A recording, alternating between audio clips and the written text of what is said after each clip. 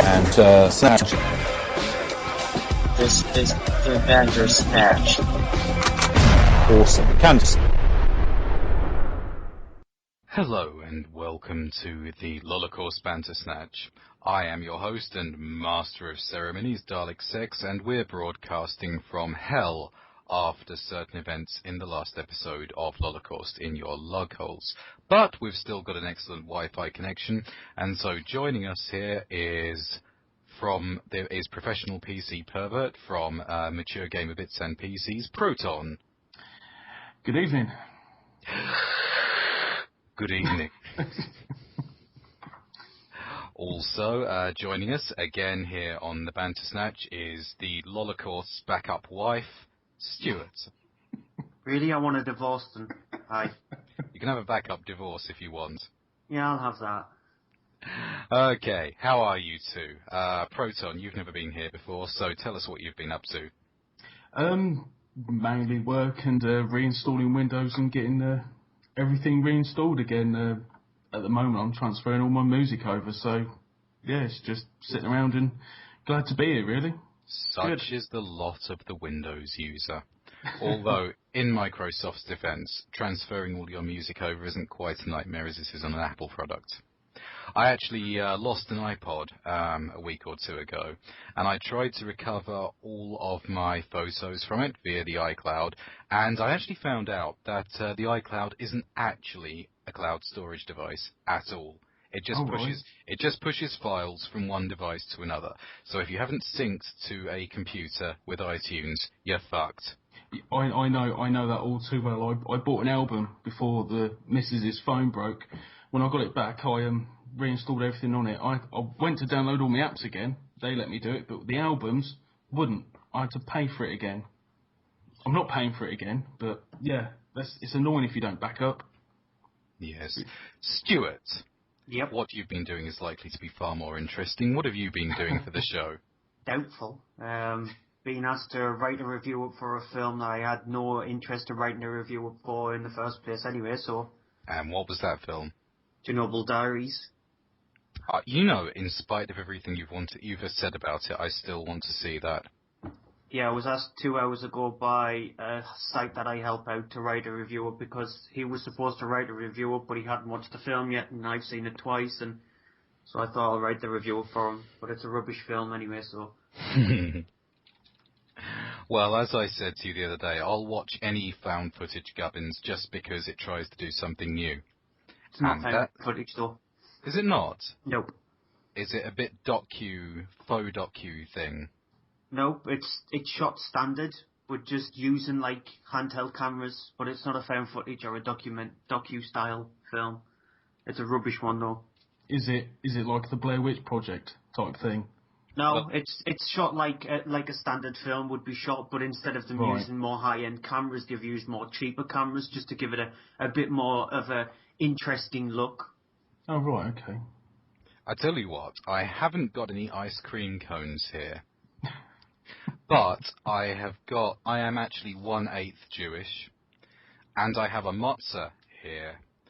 So, as we're on found footage topic, if Stuart will say Apollo 18 to me, I will crush a matzah in rage.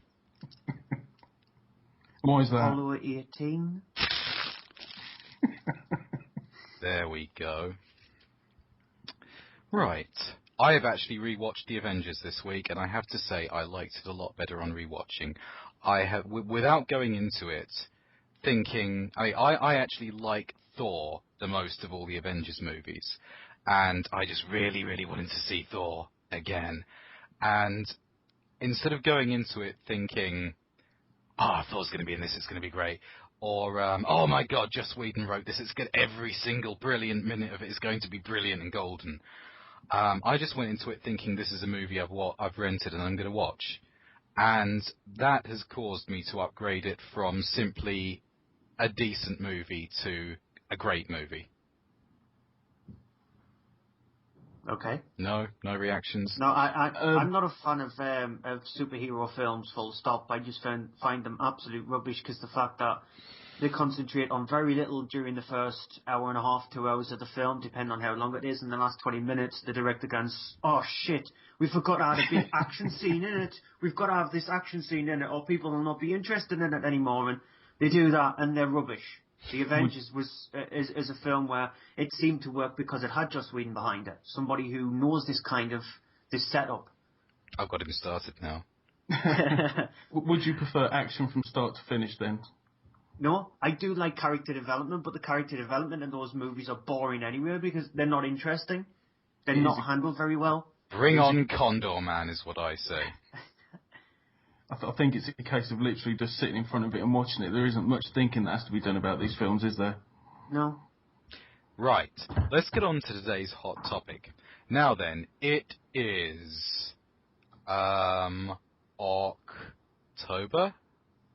Yes? Yep. The 24th, You're going to have to help me out here, I drink a lot. 2012, there we go. And today was Apple's big announcement. They have finally announced the iPad mini. Now, I've ranted a lot about this in the past because I couldn't see how Apple were going to pull this off.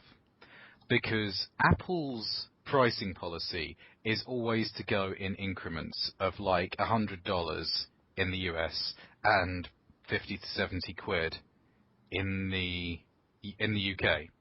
So, like, you launch a product and it's like this much, and then you get for 16 gigabytes, and then the 32 gigabytes version is the next step up, and the 64 megabytes is the next step up, and Wi-Fi or 3G puts it up a bit as well. It's all very, very, very pat with Apple. They like to put things in the shops that people can look at and understand instantly. And I didn't actually believe that we would see an iPad mini this side of Christmas, simply because the iPad starts at £330 or so, and the iPod, the new one, starts at $250. And there is really no room for a tablet between those. I mean, think about it. If you think about the size of the iPod for £250, and if they priced it smack in the middle of that, then like 30 quid extra for a tablet rather than a handheld device. Are you serious? So it seemed to me there would be no slot for it actually to fit in. Anyway. There's always a slot for Apple products. The fanboys, people will buy them because it's nice and shiny and well designed. And well, we'll get onto that in a minute. But fact is, today they have launched the iPad mini, and they have done exactly what I thought they couldn't do because it would be completely frigging insane. With the iPod rather, still at £250, they have launched the iPad mini, a 7-inch device, for $280. What the shit is going on? It's a cash cow, isn't it? They're just trying to get more money out. I mean, even Steve Jobs, before he died, said that it would be he said 7-inch tablets would be dead on arrival. So they're even going against what he said. It's just money, I think, at the end of the day. Exactly, that's what I think as well. It's just more money. It's Apple doing what Apple like to do. They release more than a few products a year just to get Apple fanboys salivating over them. No matter what they do to them, you're just going to get an Apple fanboy outside of the shop waiting there for like a week, haven't washed, they smell really bad. Camping and all sorts. Yeah, just to buy the latest Apple product because it's got the Apple name on it. No matter what it is, you could just stick an apple on a box, a literal and a fruit on a box, and say it was from Apple. It's the Apple, and I'll still pay 500 quid for it. I think someone did try and do that on eBay. They sellotaped an apple to a box and tried to sell it, but I think that's a different story altogether. This is the Bantersnatch. Right. We'll come on to the cynicism of the company in a minute, but what I want to hear from you right now is, do you actually think people will buy this? Because 7-inch tablet market is a lot more price conscious and a lot more cynical than the usual market. The big tablet market, people will buy an iPad because it's an iPad. But the 7-inch tablet market evolved arguably as a result of people having to downsize the technology in order to compete with Apple on price. But since then, it has become a runaway success, and you've got devices like the Kindle Fire, which is doing ridiculously well. I understand it runs a gimped version of Android. You've got the Barnes & Noble Nook, which according to reviews has the best HD screen of any tablet. And you have got the Google Nexus, which is, if the rumours are correct, is going to be under £200 by Christmas, and has a processor in it that kicks the iPad all to hell. Now, Apple have priced themselves out of this market, because they're Apple. You will call us sir, you will pay extra because it's an iPad. Are they going to, though? Of course they will. I mean, people with more money than sense. I mean, you look at it, and like you say, there's one for under £200, and it does everything and more. I mean, the Nexus 7 probably supports Flash, doesn't it? Where Apple never will. So, I mean, are they going to buy the iPad Mini though for £279? More money than people will. They have more money than sense. But when the iPad is only £50 extra. I suppose then it goes down to portability, doesn't it? Or whether it's something they buy for their kids because it's smaller and it's better for their hands. And, well, people that live on a different plane altogether, really. Maybe I'm being too cynical. No, I completely agree with you. They'll look at it and think, oh, because it's smaller, it might not attract kids more or whatever, because it is slightly smaller and kids want the bigger thing, and then they're not bothered. If they see it's a £50 cheaper than the bigger screen one, they'll go, oh, we can save money there then, so why don't we just buy that one anyway? But if they're going to... saving money and Apple products don't really go hand in hand, do they? Depends if you buy them in cash converters or not. Or a man off the street. Man down the dog and murderer. Quite. They sell Fosters.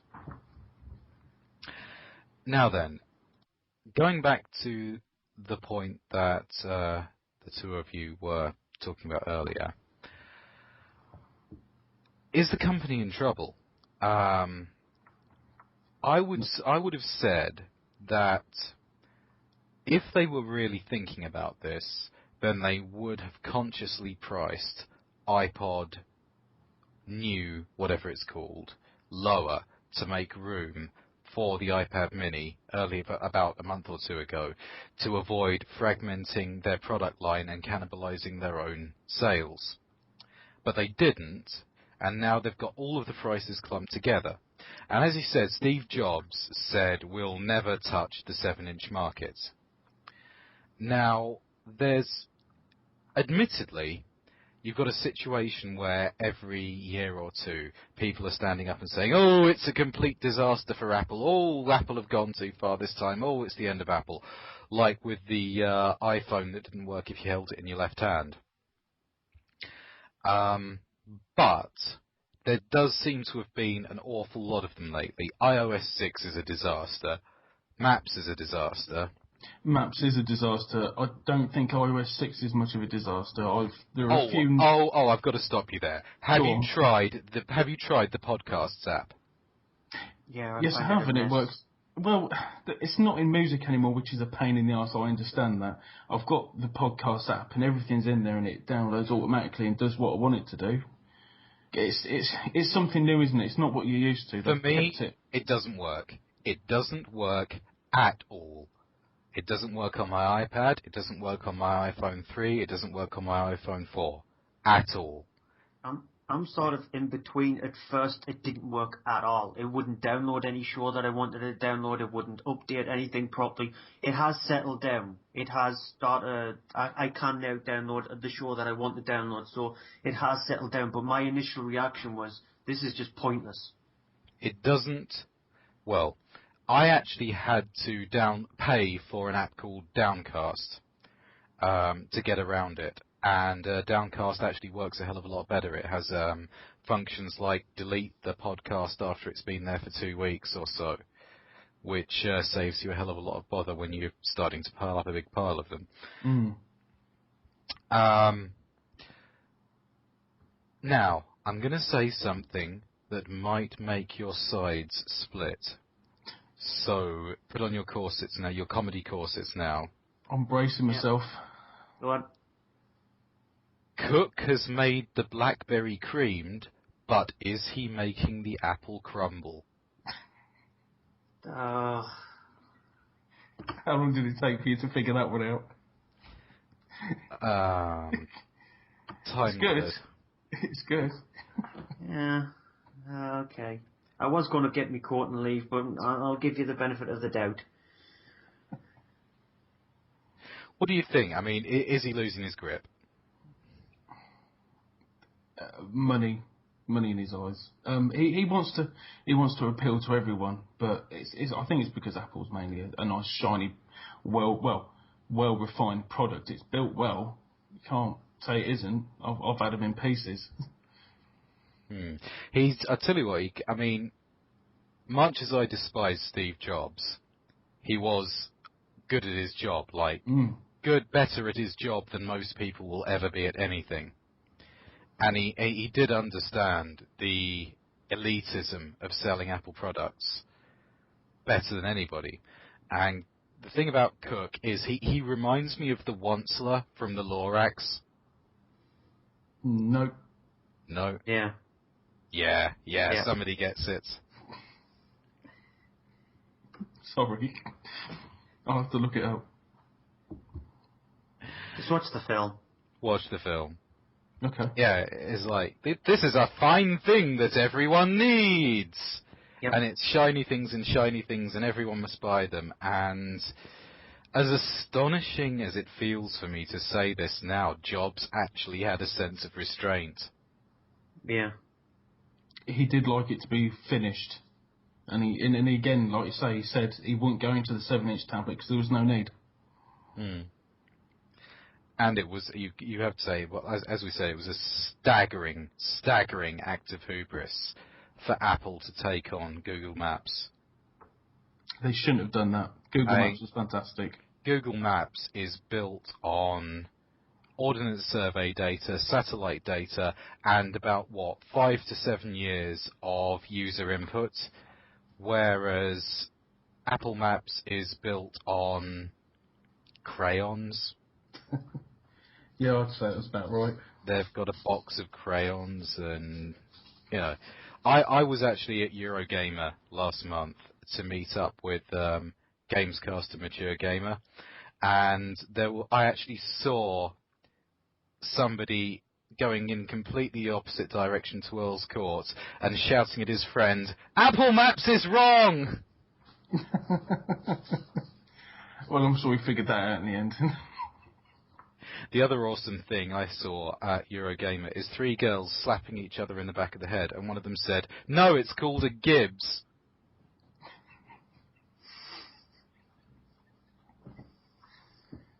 Oh dear.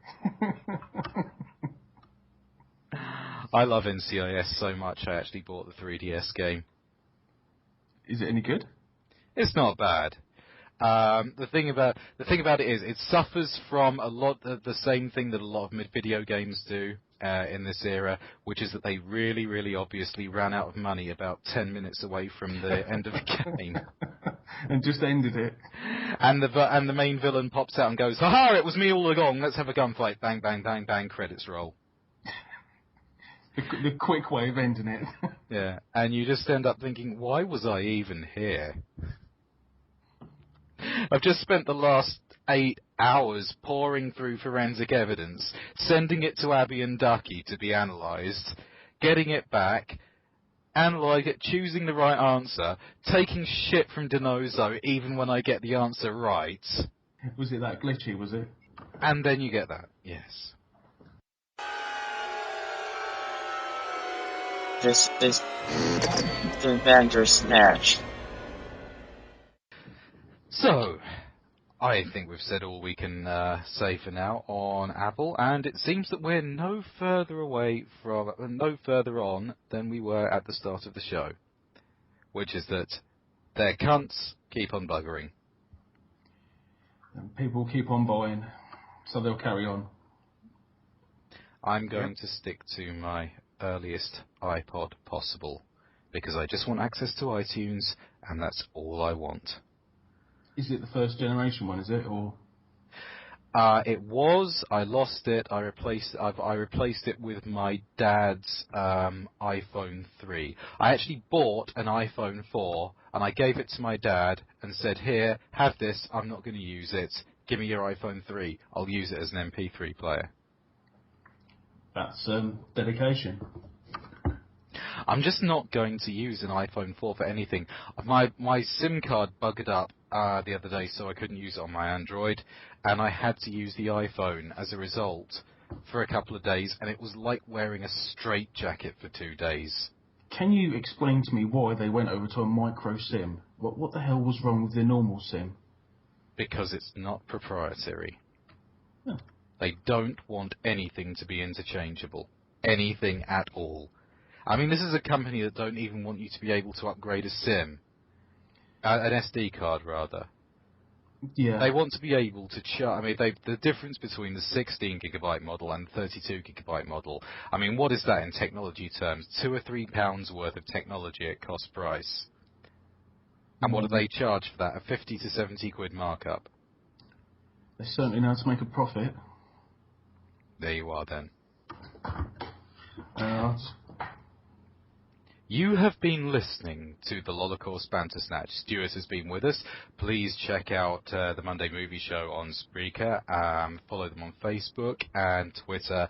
And what else have you got, Stuart? YouTube, iTunes, SoundCloud. Yes. And how about Bits and PCs? Where can we find them? They're on iTunes. If you just look at the Mature Gamer podcast, we're right there next to them. And Twitter, you've got at MPGBits, and you've got myself at Fen_man. Well, obviously you're not right next to the Mature Gamer podcast. You're next to them if you search for Mature Gamer. But, you know, yes. you don't pop up on the first page of podcast results like the Mature Gamer podcast does. We're normally next to them in the results. As I assume it's because it's just we're a part of them. That's how I always find it anyway. I put that in and it's there. Right. Maybe I'm wrong. Because a few weeks ago I just went to the podcast and Mature Gamer was on the first page. I didn't even search for it. Oh, right, okay. That might actually be where your 20,000 listeners in 2 weeks has come from. Yeah, it's amazing, really. Yeah, and it was confirmed, so yeah, strange days. Yes, it is. You bastards. I have no idea how they did it. We're trying to do it. This has been the Holocaust Bantersnatch. I'm Dalek Sex, and I'll see you next week if there is even a Holocaust flag to go back to. Bantersnatch. This is the Bantersnatch. Awesome. Candace.